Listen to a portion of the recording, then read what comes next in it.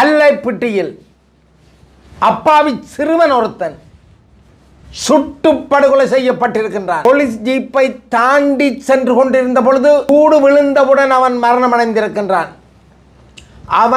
சிறுவனை தூக்கி ஆட்டோவில் வைத்து தள்ளி விட்டிருக்கின்றார் அந்த சிறுவனின் சித்தப்பா. அடுத்த நாள் மத்தியானம் 12 மணி வரைக்கும் எங்கே டிஐஜி, எங்கே டிவிஷன் எஸ்எஸ்பி, எங்கே ஏஎஸ்பி? அந்த சிறுவனை போலீசார் பணம் வாங்கி கொண்டு சாரதியாக ஓடுவதற்கு ஒரு குறுநில மன்னராக ஆட்சி செய்த பிரபாகரனின் கட்டுப்பாட்டுக்கள் வாழ்ந்திருந்த அச்சமே இன்றி அமைதியாக நிம்மதியான வாழ்க்கையை வாழ்ந்திருந்த அந்த தமிழ் இனத்தின் மனிதாபிமான ரீதியில் உதவி அளித்தது சரி என்று சொல்லுகின்ற சரத் பொன்சேகா கட்டளை தளபதியாக இருக்கும் பொழுது முள்ளிவாய்க்காலில் உயிரோடு கையளிக்கப்பட்ட அனைத்து தமிழ் மக்களுக்கும் என்ன நடந்தது என்பதை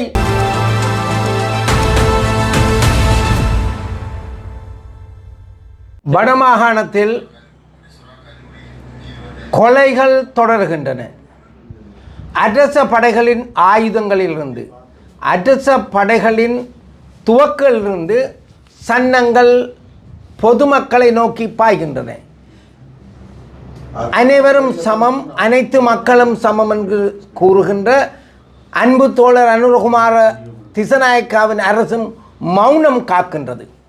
அல்லைப்பிட்டியில் அப்பாவி சிறுவன் ஒருத்தன் சுட்டு படுகொலை செய்யப்பட்டிருக்கின்றான். அவர்களது வாகனம் போலீஸ் ஜீப்பை தாண்டி சென்று கொண்டிருந்த பொழுது வலது பக்க கன்னத்தில் சிறுவனது கன்னத்தில் சூடு விழுந்திருக்கின்றது. சூடு விழுந்தவுடன் அவன் மரணமடைந்திருக்கின்றான். சிறுவனை தூக்கி ஆட்டோவில் வைத்து தள்ளி விட்டிருக்கின்றார் அந்த சிறுவனின் சித்தப்பா. அதன் பின்னர் அந்த சிறுவனின் சித்தப்பாவையும் மற்றவரையும் கூட்டிக் கொண்டு போய் அடுத்த நாள் மத்தியானம் 12 மணி வரைக்கும் மாறி மாறி எல்லாரும் ஸ்டேட்மெண்ட் எடுத்திருக்கணும். எப்படி ஊர்காவத்துறை போலீஸ் பொறுப்பதிகாரியின் துவக்கில் இருந்தால் அந்த சன்னம் வெளிவந்திருக்கின்றது என்பதை கூட கண்டுபிடிக்க முடியாமலா வடமாகாணத்திற்கு பொறுப்பான சீனியர் டிஐஜி இருந்திருக்கின்றார்? எங்கே டிஐஜி, எங்கே டிவிஷன் எஸ்எஸ்பி, எங்கே ஏஎஸ்பி? போலீஸ் பொறுப்பதிகாரியை காப்பாற்ற ஒட்டுமொத்த போலீஸ் டிபார்ட்மெண்ட்டே திறம்பட கடமையாற்றி இருக்கின்றது. எங்கே மனித உரிமைகள் சார்பாக வடமாகாணத்தில் யாழ் மாவட்டத்தில் இயங்குகின்ற மனித உரிமை ஆணையாளர் எங்கே போலீஸ் கமிஷன் எங்கே? எல்லோரும் ஒரு திட்டமிட்ட தமிழின படுகொலையை தொடர்ந்தும் அரச படைகள் தொடர்வதற்கு வழிவகுக்கின்ற செயற்பாடா அருள் பயாஸின் கொலை மௌனமாக்கப்பட்டதற்கு காரணம்? ஒரு சிறுவன் வாகனத்தில் ஏறி அச்சமின்றி ஓடுகின்றான் என்றால் ஏற்கனவே அந்த சிறுவனின் சின்னம்மா கூறியிருக்கிற வாக்குமூலப்படி அந்த சிறுவனை போலீசார் பணம் வாங்கி கொண்டு சாரதியாக ஓடுவதற்கு அனுமதி அளித்திருந்திருக்கின்றார்கள் என்பதே உண்மையான வெளிப்பாடு. போலீஸ் அவரை கைது செய்து நீதிமன்றத்துக்கு முன் நிறுத்தி இருந்திருந்தால் அந்த சிறுவன் இன்னொரு தடவை அந்த வாகன சீட்டில் ஏறி ஸ்டேரிங்கை பிடித்திருப்பானா? நடந்திருக்காது. போலீசார் அப்பாவி மக்களை 3 தசாப்த காலமாக இலங்கை அரசின் கட்டுப்பாட்டுக்குள் வாழ்ந்திருக்க ஒரு குறுநில மன்னராக ஆட்சி செய்த பிரபாகரனின் கட்டுப்பாட்டுக்குள் வாழ்ந்திருந்த அச்சமே இன்றி அமைதியாக நிம்மதியான வாழ்க்கையை வாழ்ந்திருந்த அந்த தமிழ் இனத்தின் ஒரு சிறுவன் இன்று படுகொலை செய்யப்பட்டிருக்கின்றான். எந்த ஒரு காரணமும் இன்று வரைக்கும் யார் சுட்டார்கள், சுடப்பட்ட சன்னம் எந்த துவக்கில் இருந்து வந்தது?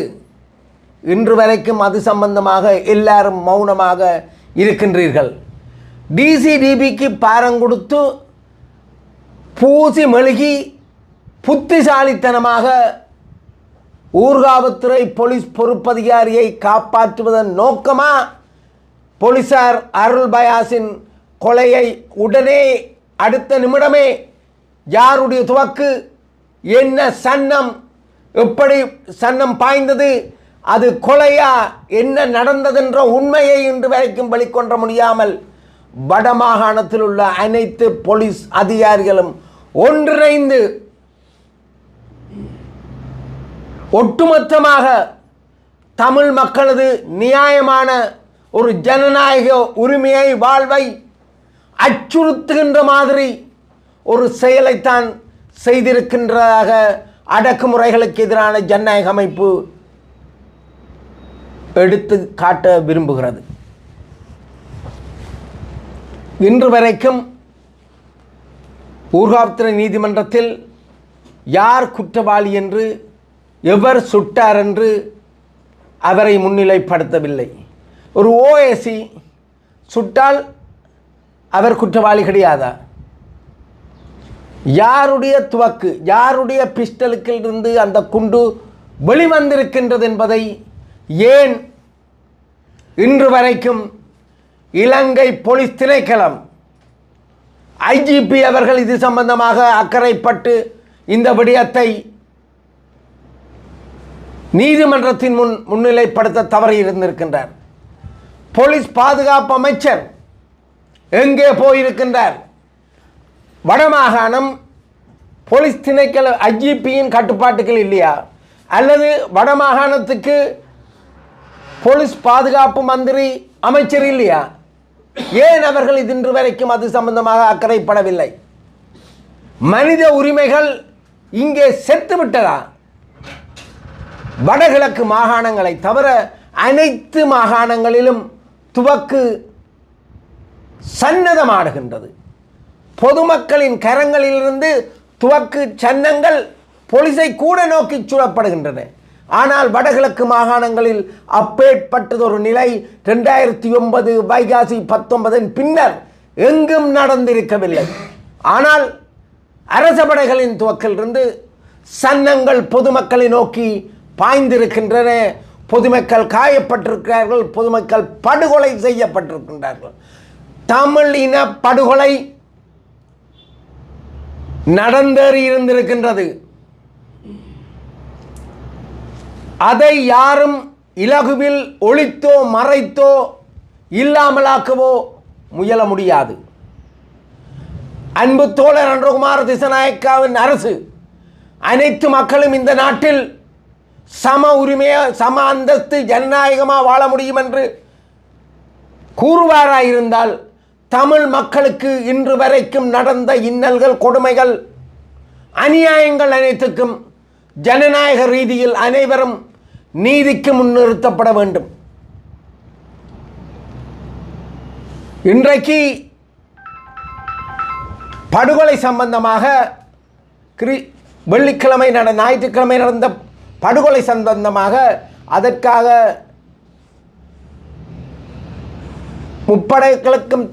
முப்படைகளுக்கும் கட்டுப்பாட்டு இருந்த ஷாலே இப்பொழுது கைது செய்யப்பட்டிருக்கின்றார். சரத் பொன்சேகா சொல்றார், மனிதாபிமான ரீதியில் நீங்கள் ஈரானிய கடற்படையினரை அவர்களுடைய கப்பலை காப்பாற்றியது சரி, அவர்களுக்கு மனிதாபிமான ரீதியில் உதவி அளித்தது சரி என்று சொல்லுகின்ற சரத் பொன்சேகா கட்டளை தளபதியாக இருக்கும் பொழுது முள்ளிவாய்க்காலில் உயிரோடு கையளிக்கப்பட்ட அனைத்து தமிழ் மக்களுக்கும் என்ன நடந்தது என்பதை மனிதாபிமானத்தோட அணுக தவறி இருந்திருக்கின்றார். ஃபீல்ட் மார்ஷல் சரத் பொன்சேகா தான் 2009 வைகாசி 15 கட்டுப்பாட்டு தளபதியாக இருந்திருக்கின்றார். ஏன் மனிதாபிமான ரீதியில் அவ்வளவு மக்களுக்கும் என்ன நடந்தது, எப்படி கொலை செய்யப்பட்டார்கள், அல்லது எங்கே முதலைக்கா அல்ல நடுக்கடலிலா கொன்று வீசப்பட்டார்கள் என்ற உண்மையை இன்று வரைக்கும் கட்டளை தளபதி யாகவிருந்த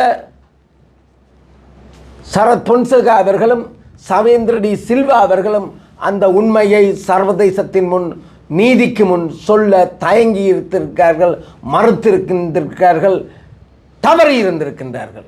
இன்று மட்டும் ஈரானிய கடற்படை வீரர்களுக்கு மட்டும் மனிதாபிமானத்தை பேசுகின்ற ஒரு அரசியல்வாதியாக சரத் பொன்சேகா அவர்கள் முன்வந்து அந்த விடயத்தை செய்தது அன்ருகுமார திசாநாயக்காவின் அரசு சரியென கூற முற்பட்டிருக்கின்றார்.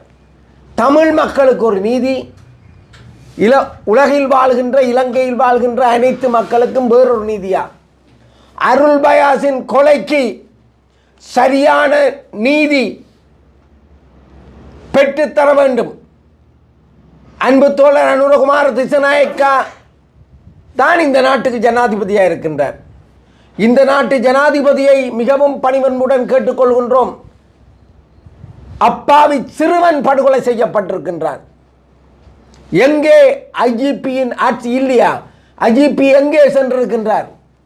உங்களால் கொண்டு வரப்பட்ட நம்பிக்கையான நேர்மையான ஒரு சட்டத்தரணியாக அடையாளம் காண்டு கொண்டு வரப்பட்ட ஐஜிபி எங்கே? உங்களால் நியமிக்கப்பட்ட போலீஸ் பாதுகாப்பு அமைச்சர் எங்கே? உங்களால் நியமிக்கப்பட்டிருக்கும் வடமாகாணத்துக்கான டிஐஜி எங்கே? யாழ்ப்பாண மாவட்ட டிஐஜி எங்கே? யாழ்ப்பாண மாவட்ட எஸ்எஸ்பி டிவிஷன் எங்கே? இந்த ஊர்காவத்துறை பிராந்தியத்துக்கென நியமிக்கப்பட்டிருந்த உதவி போலீஸ் அத்தியட்சகர் எங்கே? இவ்வளவு பேருடைய கண்களுக்கும் இவ்வளவு பேருடைய ஆளுமைக்கும் உங்களால் அமைச்சராக நியமிக்கப்பட்டிருக்கும் ராமலிங்கம் சந்திரசேகரனுடைய கண்ணுக்கு கூட இந்த அருள் பயாஸின் இந்த சிறுவனின் படுகொலை தெரியாமல் போய்விட்டதா? இந்த உண்மைகள் கண்டுபிடிக்கப்பட வேண்டும். இந்த சிறுவனின் படுகொலைக்கு சரியான நீதியான நியாயமான நடவடிக்கைகள் மேற்கொள்ளப்படாத விடத்து அனைத்து தமிழ் மக்களும் ஒன்று சேர்ந்து இலங்கையின் போலீஸ் திணைக்களத்துக்கு எதிராகவும் அரசுக்கு எதிராகவும் போராட வேண்டிய துர்ப்பாக்கிய நிலை ஒன்று ஏற்படும் என்பதை அடக்குமுறைகளுக்கு எதிரான ஜனநாயக அமைப்பு கூறி வைக்க விரும்புகிறது.